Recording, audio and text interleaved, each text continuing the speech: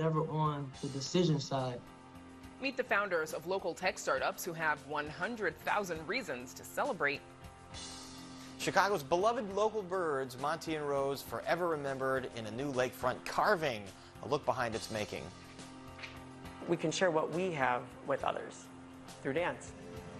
And take a trip to the tropics by way of Jefferson Park with a local couple sharing their love of Polynesian culture and dance. But first, some of today's top stories. Hurricane Ian is making landfall in southwest Florida. The Category 4 storm's winds whipping at 150 miles an hour. It is among the strongest storms to hit the United States. The National Hurricane Center warns of catastrophic damage and flooding. Survivors and families of those killed in the Highland Park mass shooting are suing the alleged shooter's father, the gun shop that sold the weapon used in the attack, and the company that manufactured the gun.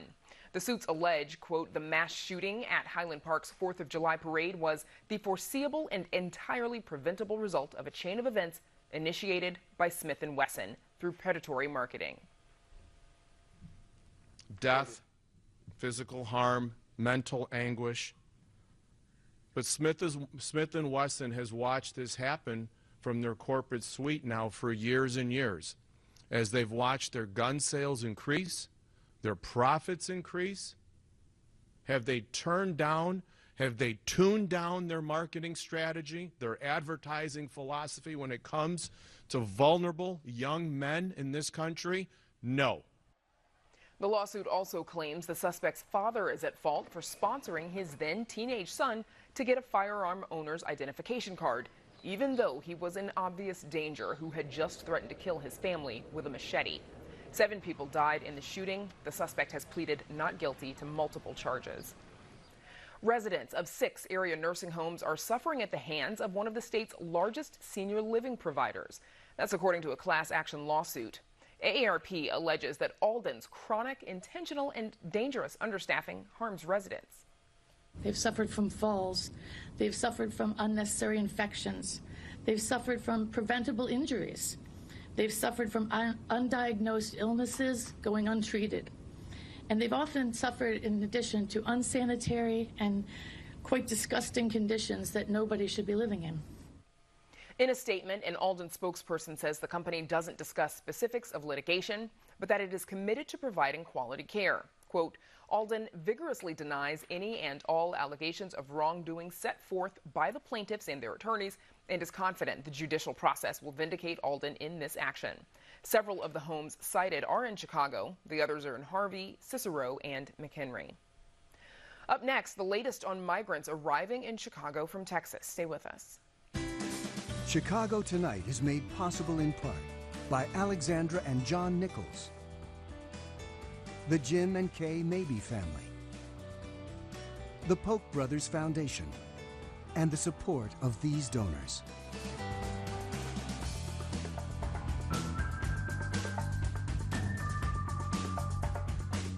Chicago officials say 81 more migrants have arrived in Chicago via bus from Texas today. The buses are courtesy of Texas Governor Greg Abbott, who has been sending the migrants to major northern cities for months. Many of these migrants are arriving with no possessions, often miles away from their intended destination. Chicago officials say more than 1,500 migrants have arrived to date, with more expected this evening and through the week. And joining us are Johannes Favi, Chicago Immigrant Transit Assistance Director at Interfaith Community for Detained Immigrants, Alejandra Oliva, Community Engagement Manager at National Immigrant Justice Center, and Isaias Solis, Senior Director of Programs at Erie Neighborhood House. We also invited the Chicago Mayor's Office and Governor's Office to join this conversation, but they didn't make anyone available at this time. We are glad that you are all here. Isaias, I'll start with you. As we mentioned, around 1,533 asylum seekers have arrived on these buses to date since the Texas governor started sending them. Where are they staying and what is their status right now? Yes, thank you for that. And we understand Erie Neighborhood House has been involved since the first bus arrived here in the city of Chicago. We have been supporting our community at the Welcome Center on Pulaski and also at Grace and Peace Church, where we had a couple of buses arrive a couple of weeks.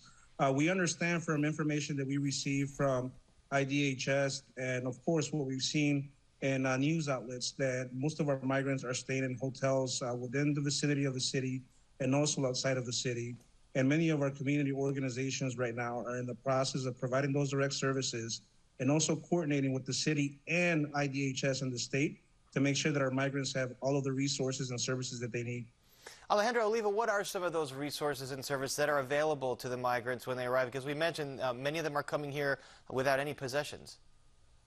Yeah, so we at NIJC have been providing legal services, but it's been incredible to see the vast array of services that different community organizations, as well as the community itself, has organized. We've seen a tremendous amount of donations, of clothes, necessary items, toiletries, because people are arriving with very, very few personal possessions. Johannes Favi, is Chicago their final destination, or are many of these migrants here temporarily and trying to move on to preordained destinations that they had planned to go to while they await their asylum cases? Several of them have overnight destination, different states like New York, D.C., Kentucky, Madison, and Wisconsin, and some of them remain in Chicago. But yeah, so many of them moving on to other places. Isaias Solis, you've interacted with many of the migrants. What have you seen? What's their demeanor like? What's their attitude? How are they feeling about all this? Great question. I was actually at Grace and Peace Church volunteering as a bilingual intake specialist. And we noticed many of our migrants, arriving in buses, coming in. They look very tired. I mean, many of them, one of them that I spoke with myself, had been en route for over a month, had not slept, had not had like a healthy meal. There at Grace and Peace Church, we were able to provide clothing, shoes, basic needs items. We were able to provide some, health checks, address medical needs right away. But many of our folks are mentioning that, they're in need and they're very tired and they just want answers in terms of some stability. Some of the folks that we spoke with, as Johannes mentioned, are en route. Many of them are reuniting with families in New York and DC and other areas. And as the mayor and the state have mentioned, folks that want to stay here, we are going to work with them, all of our community-based organizations, to make sure that we provide the services, the resources, workforce development, medical services, public benefits that are available to them to make sure that they're able to make Chicago a home if that's what they desire. And Alejandra Oliva, I mean, there's been a lot of misreporting on this in certain outlets, so I want to clear things up. I mean, these are all asylum seekers, so they are here in this country legally awaiting their cases to be adjudicated. Many of them originally were from Venezuela, escaping turmoil there. Are we still seeing mostly Venezuelans, and is it correct to say these are all asylum seekers? Yeah, those are both true. I think probably 90 to 95% of the people that we've seen are from Venezuela, and they are fleeing some pretty horrific conditions and coming into this country and claiming a right that they have, which is to pursue asylum. And so that is a process that is guaranteed under American law and international law, and we are really excited to be able to welcome them. And Alejandra, how long do these cases typically take? I mean, I know in recent years there's been a huge backlog. There's a lot of talk about the resources, but what's the process? Yeah, an asylum case can take years to go through the court system.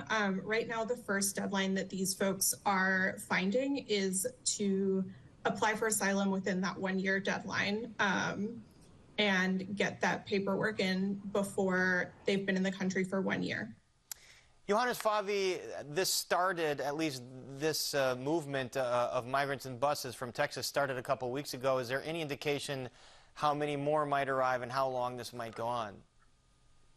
Well, when people decide to leave the house and just pack the stuff and come up to a city like Chicago, is because they're fleeing violences and then hard political stance in the country, and they don't really have a choice. So many countries in South America currently are going through difficult time politically and fleeing gang violence. And adding to that, recently the hurricane happening is one of the reasons that will probably bring in the next few months people coming from Cuba and different countries affected by the crisis. So the population really kind of switch depending on what's happening in the country in the South. And we should note that asylum seekers, migrants have always been coming to Chicago. This is just a particular case where the Texas governor, in what many have called a political stunt, has sent them away from Texas and dropped them off in Chicago in the beginning without any coordination, without letting anyone know.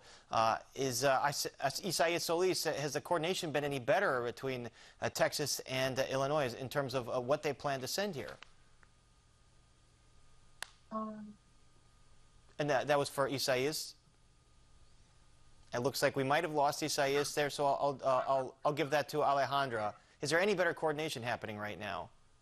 As far as I can tell, the main amount or the primary source of information we have on when or whether buses are coming is not from the governor. It's from people on the buses themselves, honestly, texting family that has come ahead of them and letting them know that they're on their way. So I can't say that the coordination from Texas has gotten any better at all. And that's been the big complaint here, is that that this has kind of happened without any kind of warning from the officials in Texas. Johannes Favi, what are the prospects for work for the ones that do want to stay here in Chicago? Well, the first thing you will notice is most of them, when they arrive, want to work. They don't want to be a public charge. They don't want to depend on the government. They want to sustain their family. And unfortunately, the system keeps them in a virtual prison where they have to wait to put in an application for employment authorization document. Like Alejandra said earlier, they have to put in I-589, which is an asylum application within a year. So the clock can start, and then they can apply for a work permit to work legally. Unfortunately, things are pretty slow, and the immigration system is backed up right now, and it will take them quite some time before they can get the documentation. All right, well, we will continue to follow this, and for now, our thanks to Johannes Favi, Alejandra Oliva, and Isaias Solis. Thank you. 40 years ago, nearly to the day, 7 people in the Chicago area died taking Tylenol that was tampered with and laced with cyanide. It's a cold case that paralyzed the Chicago area and captivated the nation. Bottles were pulled off shelves across the country, and a major criminal investigation was launched. 40 years later, and the Tylenol poisonings case is still unsolved. But new reporting from the Chicago Tribune says investigators might be closer than ever to finally bringing charges. And joining us now with their insights are Chicago Tribune reporters Christy Gutowski and Stacy St. Clair. They've been covering this as part of a multi-part investigative and podcast series.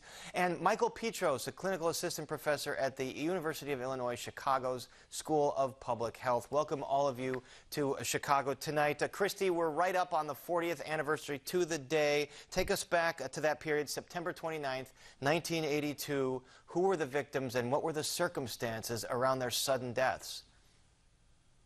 You have to remember the time was much more innocent. It was a time when you could walk into a store and open a bottle of over-the-counter Tylenol or peanut butter, and there would really be nothing very other than a cotton ball and the Tylenol securing the bottle. So that's what happened. In the fall of 1982, 7 people mysteriously died, ages 12 to 35, all seemingly healthy, young, the youngest being a 12-year-old little girl from Elk Grove Village. And although they've never been able to bring anyone any charges in the killings, the medical mystery was solved rather rapidly within 24 hours. And that's because, sadly, 3 members of the Janus family were struck. Adam Janus lived in Arlington Heights. He was 27 years old, and he died. And then his family came back to their home, and his brother, his younger brother, Stanley, and his new bride, Terry, 20 years old, took some Tylenol from the same bottle. They had headaches born from the day's sorrow, and they eventually died as well. And then you had a Chicago flight attendant, Paula Prince, 35, and 2 women in DuPage County, including a woman who had just delivered her 4th child days earlier, and a single mother, all died, never had a chance because they ingested unwittingly fatal fatal amount of cyanide. What they were just taking, they thought they were just taking straight up Tylenol, and you profile these individuals in your first installment of the story that was out on Sunday. Stacey St. Clair, and that was going to be my next question to you, because these were so random. How did officials finally put together that these were all linked to that cyanide-laced Tylenol? Well, as Christy said, the Janus family was the key to solving the medical mystery that occurred that day. And it was a bit of luck and a bit of people just doing their jobs really well. There was a public health nurse who interviewed one of the family members and determined that all the people who had been stricken had taken Tylenol. She went to the house and grabbed the Tylenol. A firefighter overheard her reach that conclusion. He put a call out on his radio that another firefighter heard and put it together with the case he heard in Elk Grove Village earlier that day. And then we have the critical care doctor, Dr. Thomas Kim, who had a wild thought that maybe this was cyanide. So he sent the blood out for testing. And the Cook County medical examiners who spent the night in the lab testing the pills for cyanide, and reporter from City News who found it out and posted the first story at 5:30 in the morning. All of these people worked so hard, and they saved lives by doing this. The legendary City News Bureau, and as we mentioned, it became just pandemonium after that. A huge story. Everybody was covering it. Michael Petros, at the time, you were the acting section chief of serology and virology at the Chicago Department of Health Division of Laboratories. What was the reaction from public health officials once the pieces were put together that this was poisoning? Well, we knew that it was an emergency situation unlike anything we had ever experienced in public health before.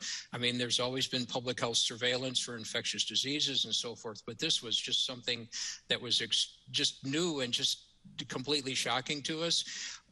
Public health laboratories being a relatively small and close-knit community, we knew that we would, and I say we, the other section chiefs and myself, knew that we would have to provide support to the state of Illinois Public Health Lab, probably through the Chicago Police Crime Lab and the State Police Crime Lab for surge capacity, and still try to maintain our throughput, which was thousands of samples a day for STD testing, animal rabies, clinical chemistry, pediatric blood lead, all sorts of things that public health laboratories do. So we had to come up with a plan to provide at least 48 hours of surge capacity and support. And Christy, you mentioned there were no murder charges, but there were charges of extortion against James Lewis, who it was discovered had written a letter threatening to poison Tylenol pills with cyanide. So he serves time in prison for extortion. But 40 years later, how come it has been so hard to bring murder charges against anyone in this case? It was such a random crime. You had no real crime scene. It was a time, you got to think about the landscape back then. It was a time before we had surveillance cameras and people with cell phones everywhere. So the multi-agency task force that, including the FBI, the state police, suburban agency, Chicago Police Department, they really did some groundbreaking things at the time to try to solve it. And it was a monumental effort. And they developed a couple of key suspects, and one of them being Mr. Lewis, who, as you mentioned, went to prison for attempted extortion. But they've never, they have no witnesses to the crime. They have no, we've learned, the Tribune has learned that they did develop DNA samples and profiles on 3 of the 8 tainted bottles, but they've never been able to connect that physical evidence to one of their suspects. Well, what we're reporting is that investigators claim that they have a solid circumstantial case that they've built against Lewis, and they're working with prosecutors to try to, convince them that this is a case that can, should be brought to court. So you said in your story that the investigators do believe they have a solid case, but it's up to the prosecutors to bring this case. Stacey St. Clair, is the case strong enough for them to bring against Mr. Lewis? Well, no prosecutor has taken up the case yet. I mean, so I think that's probably your answer. But law enforcement, including the FBI. We spoke with former Chicago Field Director Rob Grant, who told us that he encouraged prosecutors as far back as 2012 to charge this case and give it a public airing. He called it a risk, but he thought it was a risk worth taking to put the information out into the public. And in the first episode of the podcast, you actually confront Mr. Lewis in Boston, so I'll point viewers to listen to that to see how that interaction went. Michael Petros, what changed after that? Because as you recall, everyone was in a panic. They were throwing out their Tylenol. They were not sure what could be laced. It could have been Halloween candy. So how did things change as a result of this? The landscape for consumer protection changed radically.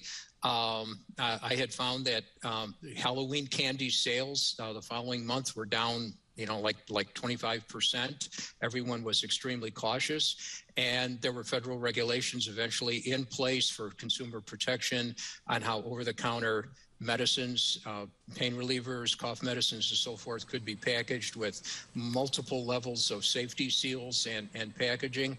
We see that even today with pre-made, prepackaged food at the grocery store. Meats and cheeses and things have multiple levels of safety seals or things that you have to pry open to get open, and we call them telltales, that someone would be able to identify that the package had been tampered with or at least opened. The same with jars. They have like the little vacuum seals at the top. So as far as consumer protection goes, there's been, very much an increase. And as far as public health and preparedness, as an outgrowth of 9/11 and so forth, there's much more attention paid to biological and chemical emergency preparedness around the country. All right, well, Christy and Stacy, we know you have much more to come in this series, so we will continue to read and to listen to the podcast. And our thanks to Christy Gutowski, Stacy St. Clair, and Michael Petros. We appreciate it. You're welcome. Thank you. And we're back with more right after this. We've made it. Justice Jackson's appointment to the Supreme Court provides a beacon of hope. Black women are underrepresented. We still rise. We still show up for one another. It's us investing in the next generation and giving them something to enrich the next generation with.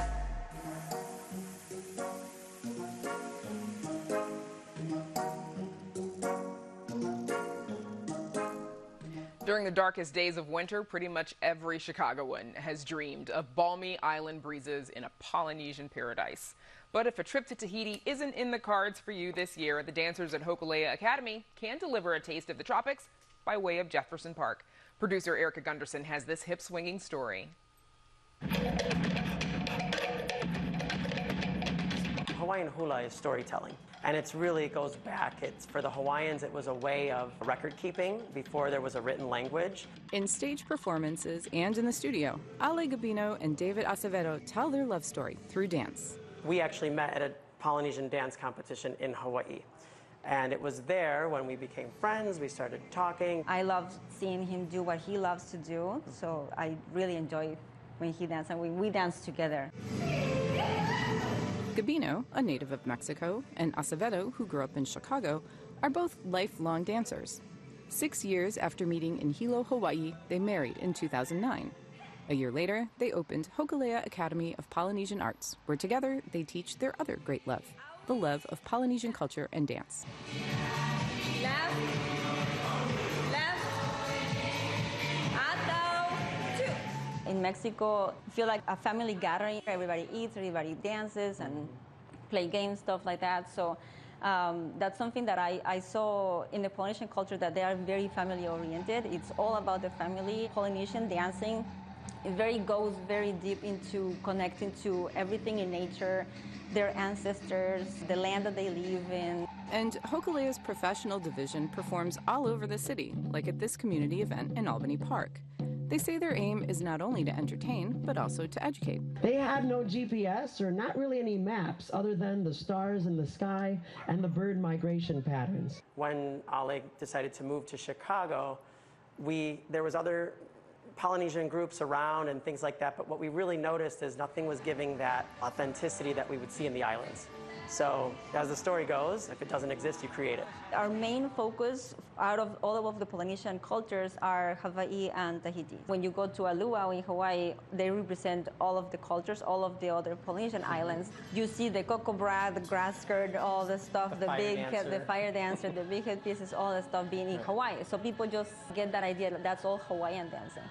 So then when they start learning the dance in class, they're like, oh, there are two different things, you know, completely different styles. And I feel like I have that responsibility to those Polynesian cultures that I am portraying, that it has to be the right way. So I do try to do my best to keep it as authentic and respectful as possible. Learning a lot of this stuff directly from Hawaiians, Tahitians.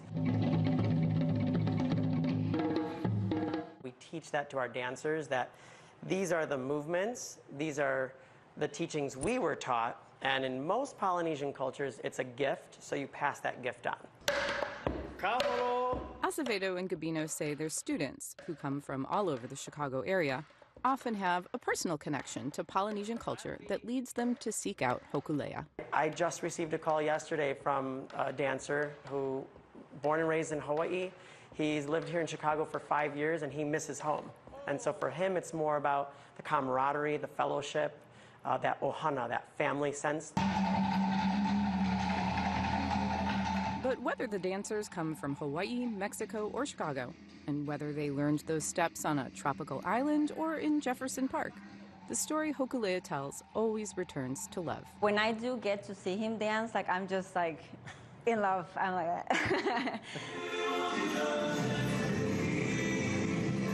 I feel like that's something that connects us anyway. Like it's not home, but it feels like home. That's the cool part, that we get to do the business, but we also get to perform together. The love is real and it's deep. We can share what we have with others through dance. It's pretty cool. For Chicago Tonight, this is Erica Gunderson. Gabino and Acevedo say they can teach anyone those moves, so if you're up to the challenge, you'll find more on our website. And now, Paris, we toss it back to you.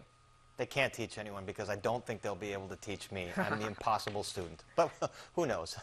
Brandis, thanks very much. And still to come on Chicago Tonight, the mayor seeks proposals for a makeover of the LaSalle Street corridor. Our Spotlight Politics team on that and much more. Black tech ventures have historically had difficulty accessing capital. Meet two local business owners getting a big financial boost from Google. And carving out some knowledge about Chicago's long-lasting tradition of leaving a mark along the shoreline. But first, some more of today's top stories. Those arrested in Chicago will be guaranteed access to an attorney and a phone. The city has reached an agreement with the Public Defender's Office and police accountability groups. Consent decree calls for the Chicago Police Department to install phones in every interrogation room and to create rooms where detainees can talk in private with a lawyer. Well, it looks like a Chicago suburb could be getting a new football stadium. No, we're not talking about the Bears' potential move to Arlington Heights. Northwestern University is planning to build a new Ryan Field to replace its nearly 100-year-old stadium. In a news release, the university says it will be a year-round facility with a state-of-the-art canopy that could also host concerts. Plans also call for community plazas. Now, the project is slated to cost between $800 and $900 million, and the main funders are the school's benefactors, Pat and Shirley Ryan. Pat Ryan, formerly of Aon, is also a minority owner of the Chicago Bears. And we should note the Ryans are also supporters of WTTW. Voters around the state can begin to cast their ballots for the November 8th election starting tomorrow, but not here in Chicago. The city will open its downtown site a week from Friday on October 7th, and suburban Cook County early voting starts October 12th. Of course, you remember Chicago's most popular feathered residents, Monty and Rose. After nesting on Montrose Beach for 3 springs and summers, one of the piping plovers, Monty, passed away a few months ago, while the other, Rose, never returned. But the dearly departed lovebirds are back, sort of. WTTW News reporter Patty Wetley joins us now to explain. So, Patty, beachgoers and pedestrians can now find Monty and Rose immortalized on the lakefront. How and where? Yeah, they're back at their home beach. There is a new carving of them in those big limestone blocks that line the lakefront. They're on a piece of rock that kind of is situated between where the Montrose Dunes are and where the Montrose Point Bird Sanctuary is. So there's this lovely sort of portrait silhouette of Monty and Rose back together again where they belong. Back together again forever. Tell us more about the artist. Is this his first piece on the lakefront?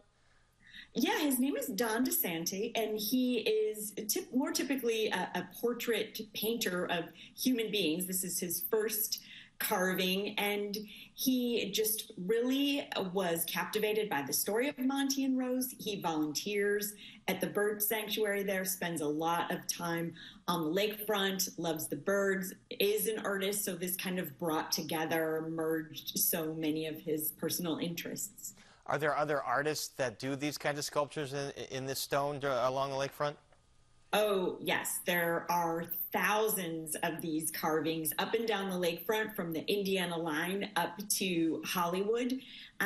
Actually, Don worked on designing a book called Lakefront Anonymous that documents these carvings that go back at least to the 1930s. Lots of people with their initials, some really intricate carvings that have this very sort of Mayan, Aztec look to them. Really, once you start to see them, you can't believe that you haven't been seeing them all this time. So he's really carrying on this really fascinating... I can't believe I haven't seen them. I didn't know about them, so I can't wait to go check them out. All right. Patty, thanks very much. Thanks, Paris. And you can read Patty's full story on our website. That's WTTW.com/news. And now, Brandis, we toss it back to you. Paris, thank you, and of course, stay right there. Illinois House Speaker Chris Welch makes a spirited defense of the Safety Act. Mayor Lori Lightfoot seeks proposals to make over the LaSalle Street corridor, and Governor J.B. Pritzker threatens to sue a conservative PAC over a new ad. Here with all that and more is our Spotlight Politics team, Amanda Vinicky, Heather Sharon, and Paris Schutz. And team, we've got a little bit of a sort of late-breaking news this evening. The CTU House of Delegates has voted to endorse Cook County Commissioner Brandon Johnson for mayor. Heather, does this endorsement, automatically make him a top contender against Mayor Lightfoot? Well, I think it does. And I should say that this is somewhat of an unusual endorsement because Brandon Johnson is not yet an official candidate for mayor of Chicago. This endorsement calls on Brandon Johnson to enter the race and says that if and when he does so, he will have the union's full-throated support. Now, nobody should be surprised that the union is backing Johnson. He is a paid employee of the union who has long been close with its leadership, and he fully embraces their progressive vision in Chicago, which has been at odds with the mayor ever since she took office almost 4 years ago. Okay, and I wonder if, now that he has the endorsement, that might give him the push that he needs to go ahead and make it official. I'm sure we'll find. Very possible. Very possible. Can I say that might crowd out someone like a Chuy Garcia, the congressman who in the past had, when he ran against Rahm Emanuel in 2015, was the guy getting the CTU endorsement. This is a big organization. They're a big player in politics. So if they've already endorsed someone, it might narrow the path for Chuy Garcia if he wants to get in, which, at this point, it's not clear. Big player in politics. They've also taken some criticism for how much they get into politics from some of their own members. Moving right along, Speaker Welch was at the City Club today and was asked about the Safety Act and the end of cash bail. Here's a little bit of what he had to say. Sometimes people make a mistake, and they do it out of desperation. They go steal a loaf of bread. They go steal some food so they can feed their kids. And they're sitting in a county jail because they can't afford bail. What's fair about that? What's just about that? But a murderer who can afford bail is walking free. Amanda, if the Speaker can make such a clear case here for the end of cash bail, why do you think Democrats have struggled so much with the messaging on this? Uh-oh, Amanda, I think you're still on mute. it's 2.5 years of zooming. There we go. And it's back still in the tricky. office, and yeah, forgetting where all the buttons new are. zoom Okay. button. So, Brandis, I think that really a large part of this is because Democrats perhaps were not expecting quite this backlash because, of course, the Safety Act passed a while ago. And now all of a sudden it is really becoming a huge deal. Democrats, again, have really been so in front in terms of their majorities in the General Assembly. They have so much of a fundraising advantage that they maybe perhaps were, I don't know, I'm not sure they should have been caught off guard, but they were not using that sort of messaging leading up to it. They didn't clarify what exactly this act would do. I think that's part of it. I think other parts of it are that this is, we have seen an increase in crime, or at least a perception of such, since this measure was passed. Sort of just the landscape has changed, especially with voters, and that's a large part of things as well. Democratic State Senator Scott Bennett proposing changes to the Safety Act, which, as we've discussed, ends cash bail in Illinois starting January 1st. Amanda, what are the changes he's looking for? A big change would be that it would end cash bail for all petty offenses, starting with crimes committed January 1st of 2023. So not going backwards. That's really, I think, one of the other major changes. It tries to take a lot of the criticism. Again, some of the criticism has been very, fake news, over the top and bloated. Others are more nuanced, and state's attorneys that say, hey, no, we also are all right with getting rid of cash bail, but this is not the appropriate way to do it. The means are flawed. So Bennett tries to take aim at that. Amanda, how have other Democrats responded to that proposed change? Well, so you have some of the leading Democrats that were that helped to pass the Safety Act taking a bit of a step back and saying, we will look at the legislation as we have previously with any other suggestion. But some of the groups that really pushed for the end of cash bail and the other changes that the Safety Act makes are saying that this is bad, bad, bad, and they think that it would be worse, return to what they believe is a system set up for systemic racism, and that it would, by removing this presumption that anybody arrested should be released versus detained, that's making things worse. So, closer to home, Mayor Lightfoot has requested proposals for the makeover of the LaSalle Street corridor. That's, of course, the city's financial district, making it into a residential neighborhood. Here's the mayor talking about the challenges the area faces. Since the turn of the century, this historic corridor has been an economic engine for our city, home to office buildings, retail, theaters, and dining. But we all know now that the pandemic and cultural shifts have brought steep challenges to this corridor, especially over the last couple of years. Changes in where we work and where we shop have left this corridor with nearly 5 million square feet of vacant commercial space. Heather, tell us what the mayor's looking for and who's paying for it. Well, as we heard her say, the COVID-19 pandemic has reshaped how people work, especially in the financial district, but there is a big demand for new homes downtown. So she is hoping to offer developers and property owners an incentive to turn those big office buildings, old bank buildings, into new apartment complexes with the help of city subsidies. But those carrots come with a stick, and if the developers or property owners take advantage of those subsidies, they're going to have to set at least 30% of those units aside for low and moderate income Chicagoans in a part of the city where it is basically impossible to find a subsidized, affordable apartment. And that, she says, will kill two birds with one stone. It will revitalize an area of the city that's really struggled after the onset of the pandemic, and it will help Chicago be more equitable and fight segregation.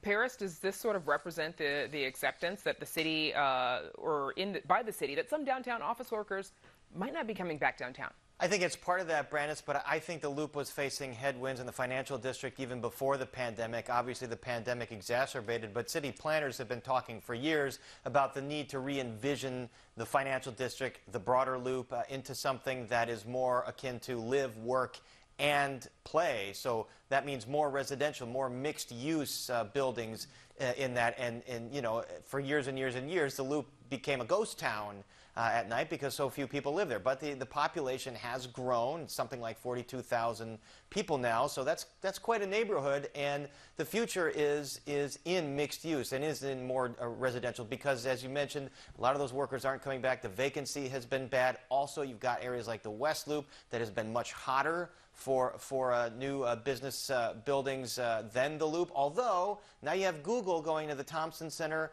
Maybe that changes it, but all those things are good. All development is good. Having a mixed-use neighborhood in the Loop is good for the entire city.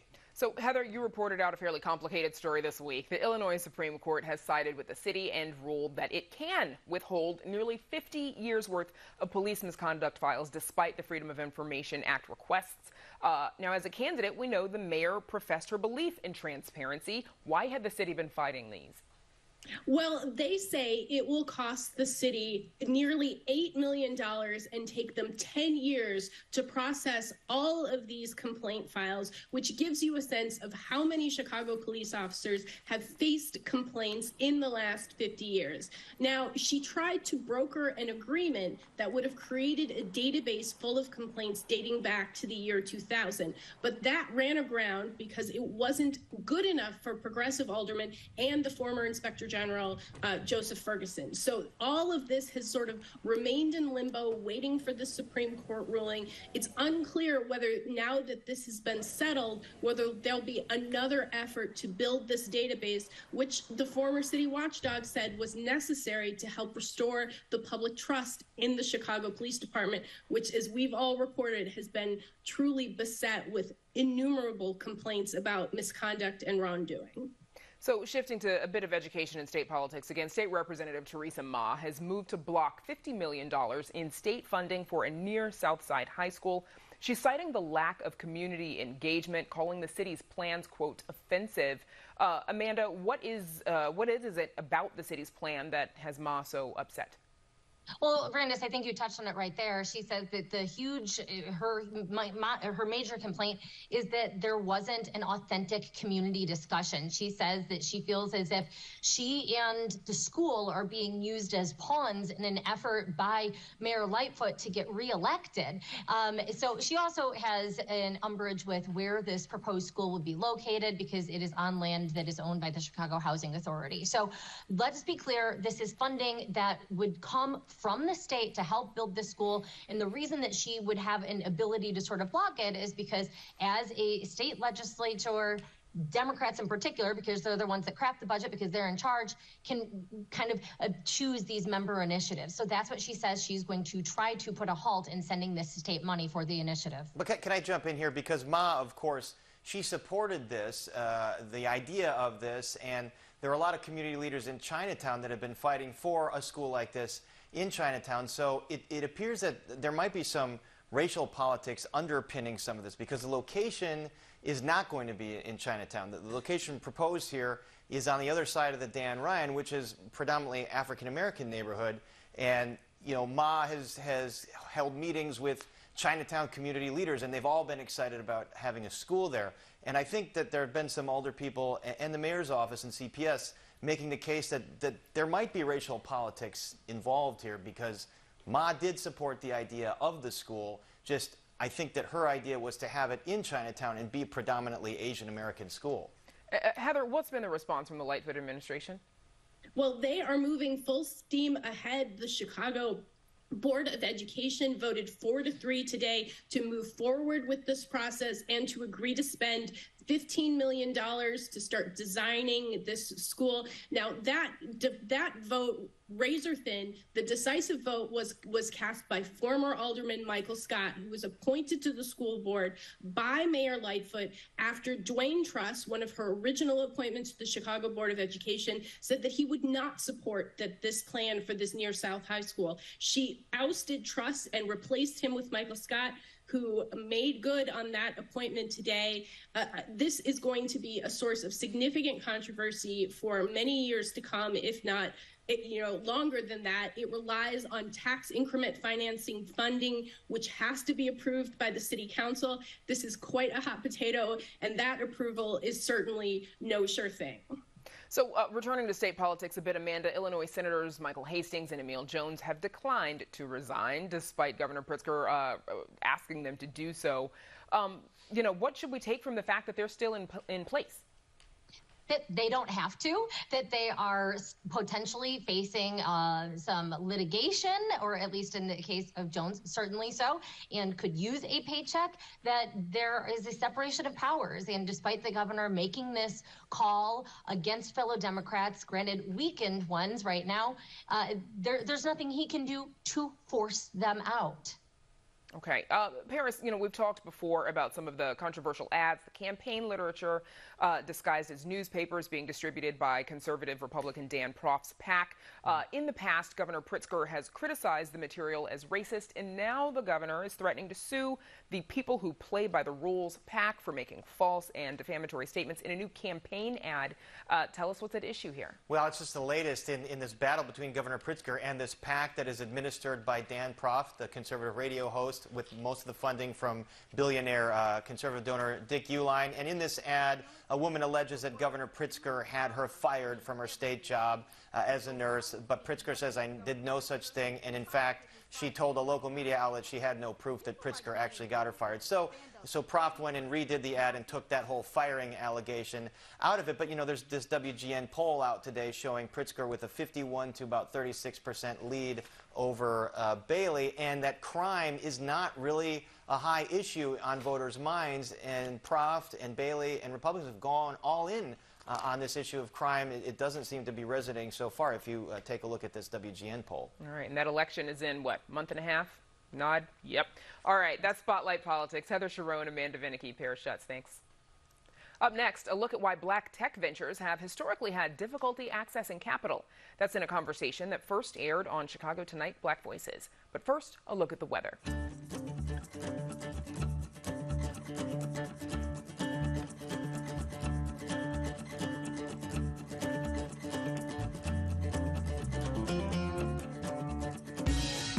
The Patrick and Shirley Ryan Grant for Creativity, Innovation, and Entrepreneurship makes possible stories that enrich lives and inspire our communities. Two local black-led startups received some welcome news recently. The leaders of Event Noir and Bowie Pricing were awarded $100,000 each from Google for the startup's Black Founders Fund. The money will help Bowie, see what we did there? Promising black tech ventures, which historically have had difficulty accessing capital. According to a report by Crunchbase, in 2020, U.S. companies raised nearly $150 billion in venture capital, but black startup founders received less than 1% of that total. Joining us are Candace Spiker, co-founder of Bowie Pricing, a revenue management tool for the vacation rental industry, and Joshua Mercer, Chief Marketing Officer of the events management platform, Event Noir. Welcome, both of you, and congratulations on your recent award. Joshua Mercer, let's start with you, please. Your company, Event Noir, you're an events management platform. There are a few others out there, as we know, but what makes yours unique? Well, we are the event ticketing platform for Black culture. I think what makes us unique from an event organizer perspective, one of the things that's really cool about us is that we allow the event organizer to take a portion of the ticketing fee and use it as commission to help fund their events. So that incremental revenue is extremely important, especially for small businesses or nonprofits, or if you're doing a fundraiser. If you do an event, let's say if it's $20 a ticket, that extra $2 and change, we give a portion of that back to the event organizer. For users, it's a really easy way to find Black events that are in your area, no matter what part of the world you're in, whether you're in Nigeria, whether you're in Chicago, California, wherever you go, you can easily tap into events that are, catered towards people just like you. Candace Spiker, your company, Bowie Pricing, you help vacation rental owners figure out their pricing. What's the niche that you're hoping to fulfill? Honestly, we want to become the Google Flights for the vacation rental industry. Our tech prices and reports on vacation rentals automatically, but we also know where all vacation rentals are priced. So our hope is to become the travel resource for users and travelers alike so that they can have this information. This information doesn't exist. And for our early users who are people of color like me, it's really important for getting loans, for understanding their environment. And we're just trying to build economic mobility. Candace, I understand you've also gotten some really good news recently. Are you able to share? Yes. Yeah, I just won TechRise Chicago for their cybersecurity AI competition just this morning. So still feeling the excitement from that news. I'm sure you are. Congrats.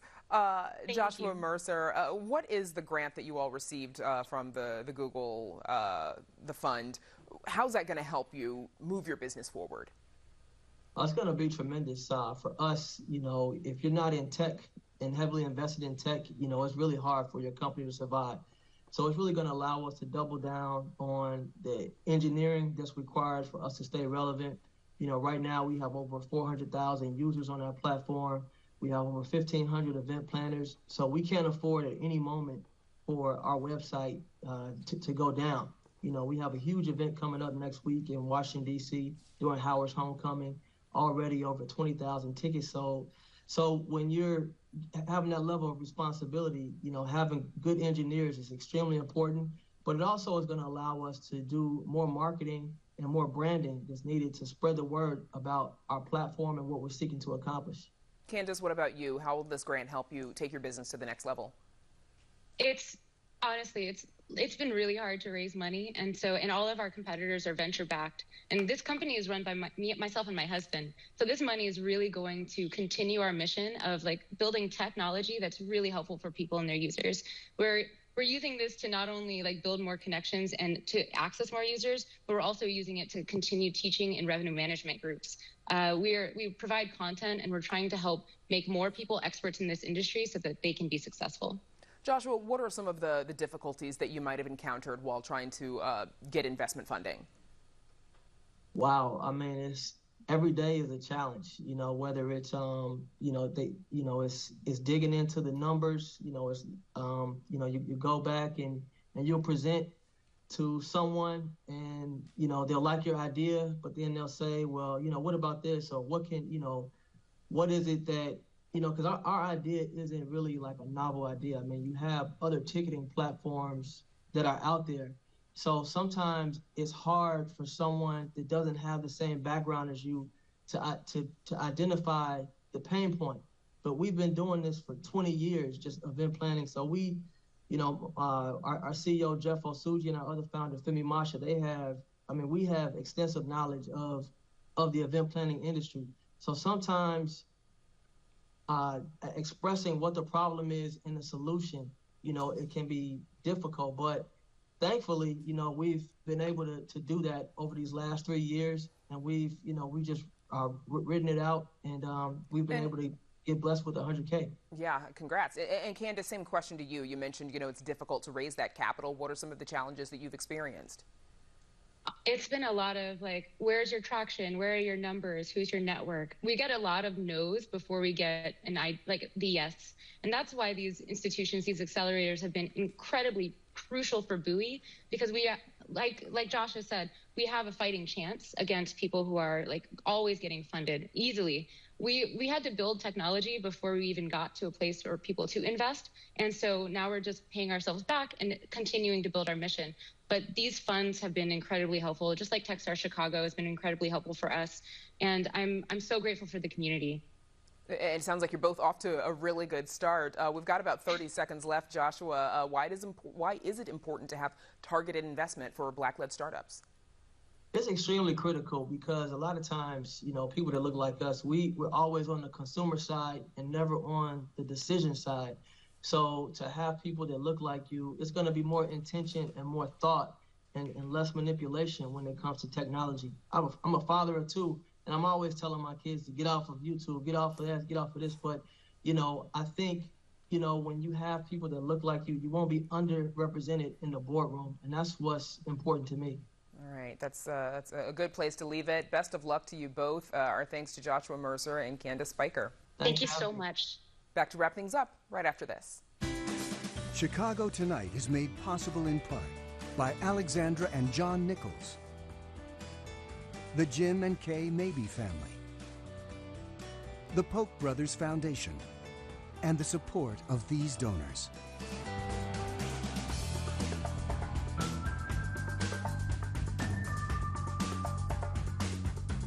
And that's our show for this Wednesday night. Don't forget to stay connected with us by signing up for our daily briefing. And you can get Chicago Tonight streamed on Facebook, YouTube, and our website, WTTW.com/news. You can also get the show via podcast and the PBS video app. And please join us tomorrow night, live at 7. Officials move forward with a plan for a new near Southside High School, despite some concerns that we just talked about. We have a live report. And how a kidney transplant recipient is helping others navigate chronic kidney disease. Now, for all of us here at Chicago Tonight, I'm Brandis Friedman. And I'm Paris Schutz. Thank you so much for watching. Stay healthy and safe, and have a great evening.